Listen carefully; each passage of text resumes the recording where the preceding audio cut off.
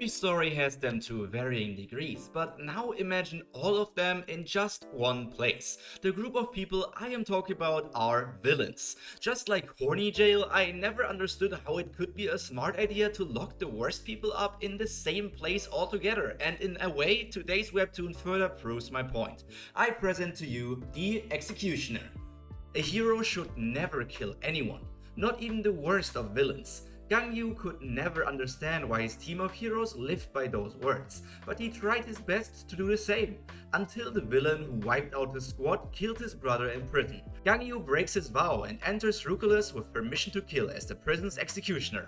Now he must fight his way through the villains to kill the worst of them all. Just from this description alone, you should be able to feel the edge of this story. There will be a lot of killing and fighting in this webtoon, I can assure you of that. However, the first sentence of the description also makes me hope that there will be some moral questions, and we will receive deeper looks into the mind of the protagonist and how heroes and villains work in this world at least. One thing immediately pushing the Executioner higher in the ranking is the fact that it uses the music feature we rarely see on Webtoon. The music helps in learning the personality of the main character and also portraying how dire the situation is right now. In my opinion, it is just a perfect way to introduce a new series. For a banger start, custom music is just the right thing to do, but I also know how hard it is to make custom music. And all that on top of having a beautiful art style as well. We see many people, most likely dead, on the ground. While most of these characters will probably only be seen in flashbacks, it still gives us a first idea on how big the variety in character designs will be in this series, with representation for basically everyone. Just like the summary told us already, it seems to be a hero and villain society in this story, but it feels a bit more dark and edgy compared to the ordinary hero story that we all know. We have learned what will happen from the description, but the first chapter does a good job of expanding on it and making us care more for what is about to happen. For example, we get to see how the two brothers care for each other, and knowing what will happen, yeah, the main character will break down.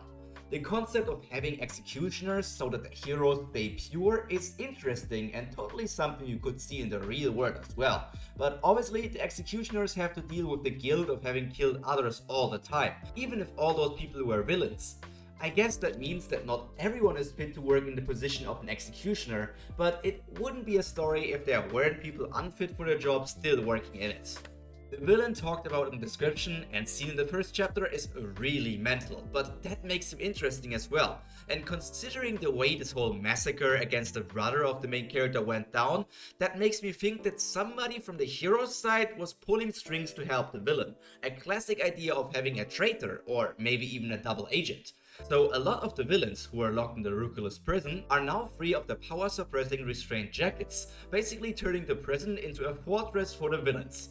A neat idea. Let's see if this entire story will be about the main character delving deeper and deeper into the prison to defeat more and more powerful enemies, or if there will be more to the story. I am hoping for the second option.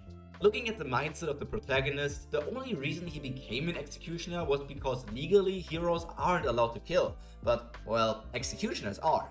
It's just a loophole and we just want him to be able to kill, so yeah, it works out. I really do wonder how much plot there will be in this webtoon, because his main goal is to kill all the imprisoned villains and also get revenge for his brother. But that alone doesn't make for an interesting story. There must be more to the plot we still have to find out about. Or the Executioner really is just a simple and short story just showing us epic fights over and over again. The villains locked up in this prison are the worst of the worst, and we are only on the very entrance of the ground floor. I won't tell you what they did because YouTube wouldn't like it, but just imagine the worst thing possible and you're probably right. As expected, the floors are ranked by danger level. That makes it easy to power scale them because we go from the danger of killing a bunch of people on the ground level to being a threat to the entire world on the 5th basement floor. A good thing is that the protagonist doesn't have to do everything by himself. It just makes sense when you remember who is locked up in this prison, because villains will just fight amongst themselves, so yeah, he doesn't have to do everything. Most interactions between the villains and the protagonist are pretty basic, but I have to tell you about one specific conversation, because it was pretty wild in my opinion. Our main character says to a certain villain that they have killed 8 people, but the villain actually corrects him and says that it were 10 people because the hero they killed was pregnant with twins. Well, triple kill I guess. This just shows us how bad the prisoners are, especially if you keep the fact in mind that we are still on the ground floor. Personality-wise, they are all messed up, but power-wise, most floors except the last one will probably be no problem at all for this main character. They really are just going to be used to introduce us to his powers and also the personality. Considering that he is all by himself and most people that are still alive in the prison are villains, this might be a solo story, where only one character is really of importance. Unless a villain starts over a new leaf or he finds other executioners who manage to survive until he gets to them, yeah, it could very well just be a solo run. Normally, I have a good grasp on whether a story will be a long one or not after doing these read-throughs, but for the Executioner, I cannot predict how long it will be. It could very well be a shorter story showing us clashing forms of ideals, or it could be quite long and go into topics much deeper than just that.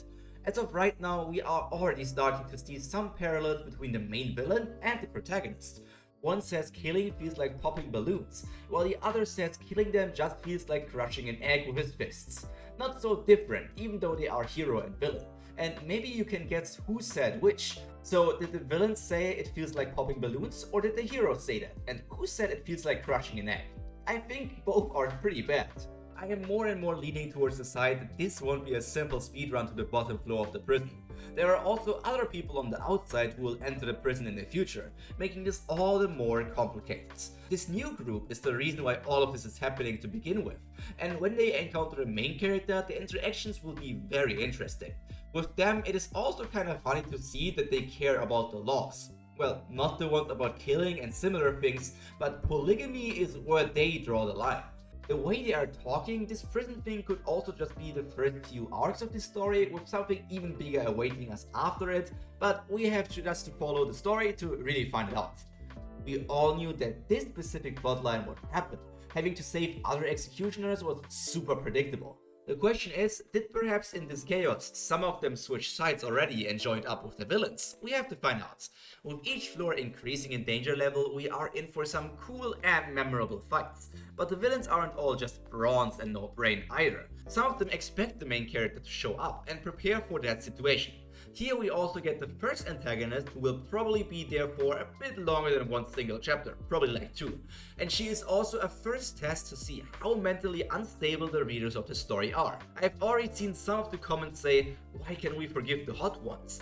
And while I took that as a joke, I also am 100% sure that people exist who really believe this. And I really do need to tell you, this antagonist, oh my god, she is one hell of a woman. One thing I quite enjoy is the fact that this story is not simply fighting against villains over and over again, and the person with more power wins, but the author is still attempting to create a story around the battles, and thus we also receive some pretty nice world building. I like the approach of the villain lady, and while I am not on her side just because she is beautiful, she is using tactics to win against strong characters, and I can respect that. Especially because this main character is really overpowered, or at least the first basement floor is still nowhere near his power level. In concept, this story is really nice, but in reality, art style and fighting scenes are carrying it at this moment. We can only hope the story is going to catch up their level as well. After finishing reading through the first 5 chapters, I also start to think that the process of going down the prison floors could also be a metaphor for the main character becoming darker and darker.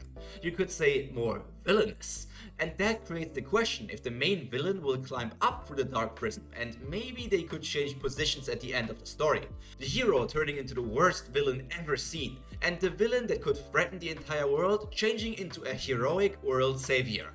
That for sure would be an interesting read, but I have to put this theory in the unlikely folder. After everything I told you, you might have already formed an opinion about the story, but let me tell you where I place this webtoon on a scale from F to SS. The Executioner is a solid story that a lot of people will enjoy, and also just because of the art. I personally also enjoyed it, so I gave it the rank A. If you want epic battles and also see villains receiving their deserved punishment, you really should give this webtoon a shot. But for now, that is all from me for today. All that's left to be said is stay happy, stay healthy, and most importantly, stay cultured. Pyro out. Bye!